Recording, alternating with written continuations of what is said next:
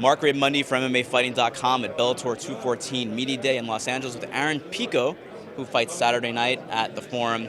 Aaron, I want to ask you off the bat. You're wearing a very nice, I guess, would you call that a navy suit? Yeah, it's David August. David August, yeah. McGregor's sort of partner brand, right? Yeah, obviously he does suits for a lot of big people in Hollywood and obviously all over the world. So yeah, it's pretty special to be wearing a David August suit. Conor McGregor is one of his clients, but little do people know that he makes suits for people way bigger than Conor. So it's kind of who is bigger than Conor? I mean, there's billionaires and stuff like that have more money and obviously more power than Conor, but obviously he's a big deal. But yeah, he's does it for all kinds of crazy people, so it's pretty special to be wearing a nice suit. It makes you feel good too. Maybe there will be an Aaron Pico, David August crossover partnership at some point. Hey, you never know. That's always a possibility. I love fashion, but we got to win a few world titles first and make our mark in fighting before we start doing that. So it's good motivation, though. It's good motivation to walk into a high-end place like that and see all the athletes that he's done and all the successful people, and it's I use it as motivation, so it makes me eager to win, to come back, and to get more. So it's cool. Very cool. You are a big enthusiast of horses, and I know you have your own setup there. I guess in Eastern California, Whittier. Yeah. If Aaron Pico was a breed of horse, what breed of horse would Aaron Pico be? I'd be Lusitano. Lusitano, it's a Portuguese breed. That was easy. You came up with that quickly. Yeah, absolutely. I really like the Spanish horses. I'd be either a Spanish horse or a Lusitano, which is a Portuguese horse, but they usually use those for bullfighting. They're fighters, so they're very tough, and anybody that gets in, any animal that gets in there and faces a bull and they're able to juke and outmaneuver is pretty special. So I'd probably be a Lusitano, yeah, or Spanish horse, Spanish Andalusian. You're fighting Henry Corrales on Saturday, and he's on a winning streak. You're on a winning streak. He obviously is a very tough guy. Is this the fight? Is this the victory that could get you to that title shot? Even though you're only 22, you haven't been doing this for very long.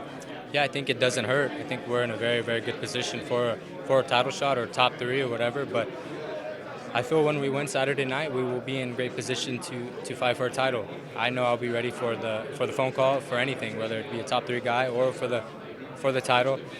God willing, nobody gets hurt, and we walk away with no injuries. So that's the most important thing. We'll just have to play it by ear and see how Saturday night goes. What do you see as some of the tougher things about Corrales? Obviously, he's got heavy hands. He's a very tough, durable guy. Yeah. What do you think his strengths are? Just like you said it perfect. He's a very, very tough guy. Pretty good everywhere. He's a pretty solid guy. So, yeah, he's got and most of all, a lot of his victories have come by just him out working his opponents. So it'll be interesting to see, because obviously I put a lot of time in strength and conditioning, and that's an asset of mine that I really like going into a fight. So we'll have to see, but I know my skills are better than his, the wrestling, the boxing. Just go out there, relax, have fun, and do what I do like I've been doing. You train at Team Body Shop under Antonio McKee, also, of course, train at the training lab under Sam Calavita for strength and conditioning. Your teammate, AJ McKee, and you are both two of the top young featherweights in the world right now. There could be a little bit of a conflict. I know that you guys will not fight each other, so I'm not even going to ask you about that. No. What is? Well, no, I mean you've answered that many times, so I don't want to ask again. Okay. But what is the game plan? Because it seems like AJ is also kind of queued up for a title shot at featherweight right now at Bellator. Yeah. You win here, and you're right in that position. So what do you guys do? Yeah, that's a good question.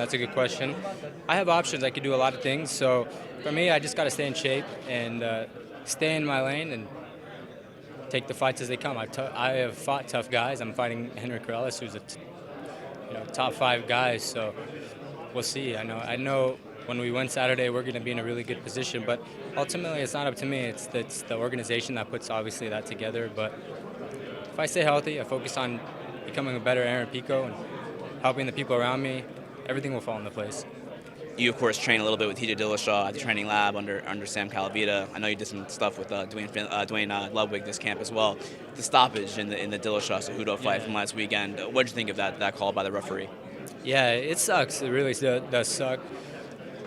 I think they stopped it too early. I think many of you guys believe the same thing. You got to let them fight. You have to let them fight. I've said it before, is like, yes, the health is really, really important, but if you go back and watch the fight, he could have let it go a little bit. like I always say, when you go and sign in as a fighter and you do the check-in, they tell you this is a dangerous sport. And you say, yeah, I know. So you're gonna take a few punches, and if with the refs sometimes, yeah, I believe there is guys that just are getting the crap beat out of them and they stop it too early. But right there, you have to let it go. Like they don't realize there's so much work that goes into it, and to just stop it like that is bullshit. You know, there's people's legacies, so much going on. Just let it go a little bit longer, and if he's out, he's out. But right, he wasn't out. Obviously, he got to his feet, and you could see that he was clearly okay. But it sucks, but I believe there'll be a rematch. Last thing, I think you'll have Freddie Roach in your corner again. Is that correct? Freddie will be in my corner again. Freddie Roach trained George St. Pierre in boxing and MMA a little bit early on, and actually even recently in GSP's career. You have looked up to GSP for a long time. Have you spoken to Freddie about GSP's preparation and how he conducts himself as a professional? I know that kind of stuff is very important to you.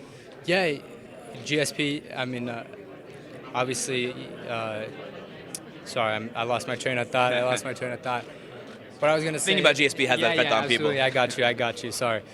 Well, what Freddie has said about MMA fighters, he really likes the respect that they've shown him, and he really likes the work ethic that MMA fighters possess. And I think, boxing is different. They just have to worry about, the hands.